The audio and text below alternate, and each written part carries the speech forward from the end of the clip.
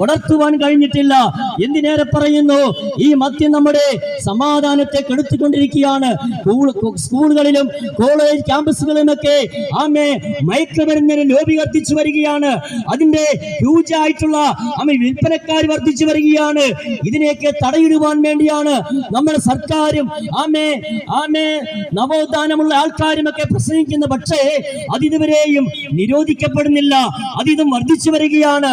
കുടുംബത്തെ തകർക്കുന്ന, കുഞ്ഞുങ്ങളെ തകർക്കുന്ന, സമൂഹത്തെ തകർക്കുന്ന, വിദ്യാഭ്യാസത്തെ ഇല്ലായ്മ ചെയ്യുന്ന, ഭരണചക്രത്തിന്റെ ഗതിയെ മാറ്റിക്കളയുന്ന ഈ മഹാവിപത്തിനെതിരെ ഈ ക്രിസ്മസ് ഇവിടെ പ്രസംഗിക്കുന്നതിൽ ഒരുപാട് സന്തോഷമുണ്ട്.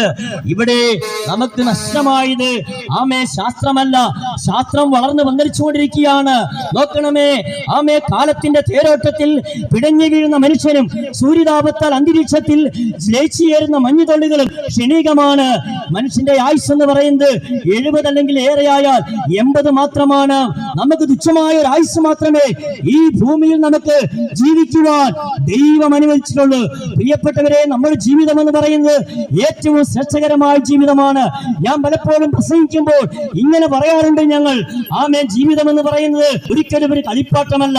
കളിപ്പാട്ടം നമ്മൾ കുഞ്ഞുങ്ങൾക്ക് വാങ്ങിക്കൊടുക്കുന്നത് കമ്പോളങ്ങളിൽ കടയിൽ പോകുമ്പോഴാണ്. അവർ വഴക്കുണ്ടാക്കുമ്പോൾ നമ്മൾ കളിപ്പാട്ടം വാങ്ങിക്കൊടുക്കും. കാറ് വാങ്ങിക്കഴിഞ്ഞാൽ, ലോറി വാങ്ങിക്കഴിഞ്ഞാൽ, കളിപ്പാട്ടം വാങ്ങിക്കഴിഞ്ഞാൽ 2 മണിക്കൂർ കഴിയുമ്പോൾ അതിന്റെ ചക്രം മറ്റൊരു ഭാഗത്ത്, പകരം വേറൊരു ഭാഗത്ത്, അതിന്റെ ഓണടിക്കുന്ന ആ സംവിധാനം വേറൊരു ഭാഗത്ത്, എല്ലാം ഛിന്ന ഭിന്നമായി തീരുകയാണ്, തകർന്ന് തരിപ്പണമായിക്കൊണ്ടിരിക്കുകയാണ്. നോക്കണമേ, അതുപോലെയാണ് കളിപ്പാട്ടമല്ല ജീവിതം. ജീവിതം എന്ന് പറയുന്നത് ജീവിച്ചു തീർക്കുവാനുള്ളതാണ്. ഇവിടെ ശാസ്ത്രത്തിന്റെ കുറവല്ല, ഇവിടെ കണ്ടുപിടുത്തങ്ങൾ വർദ്ധിച്ചുകൊണ്ടിരിക്കുകയാണ്. നോക്കണമേ, കണ്ടുപിടുത്തങ്ങൾ വർദ്ധിച്ചുകൊണ്ടിരിക്കുകയാണ്. നോക്കണമേ, കണ്ടുപിടുത്തത്തിന്റെ അത്യുച്ചകോടിയിൽ നിന്നുകൊണ്ട് പച്ചക്കൊടി പാറിച്ചുകൊണ്ടിരിക്കുകയാണ്. എന്താണ് കണ്ടുപിടുത്തം? നോക്കണമേ, ശാസ്ത്രലോകം അതിവേഗത്തിൽ സ്വത്രം അതിന്റെ പ്രവൃത്തി തുടർന്നു കൊണ്ടിരിക്കുകയാണ്. ചന്ദ്രന് വരെയും മനുഷ്യന്റെ മസ്തിഷ്കമുണ്ടല്ലോ, ചന്ദ്രന് വരെയും എത്തിയിരിക്കുന്നു. മനുഷ്യന്റെ മസ്തിഷ്കം ചന്ദ്രന് വരെയും സ്ഥാനം പിടിച്ചിരിക്കുകയാണ്. അങ്ങനെയെങ്കിൽ ശാസ്ത്രത്തിന് ഇവിടെ ഒന്നും ചെയ്യുവാൻ കഴിയത്തില്ല. പ്രിയപ്പെട്ടവരെ, ഇന്ന് പകൽവേളയിൽ വിളിച്ചു പറയട്ടെ, ശാസ്ത്രത്തെക്കാൾ അപ്പുറമായിട്ട് എന്നെ കേൾക്കുന്ന പ്രിയപ്പെട്ടവരെ, നിങ്ങളുടെ ഉള്ളിന്റെ ഉള്ളറയിൽ ഒരു ആത്മാവുണ്ട്. ഏറ്റവും വിലപ്പെട്ടതാണ്, ഏറ്റവും വിലയേറിയ ഒരു ആത്മാവാണ് ദൈവം നമുക്ക് നൽകിയിരിക്കുന്നത്.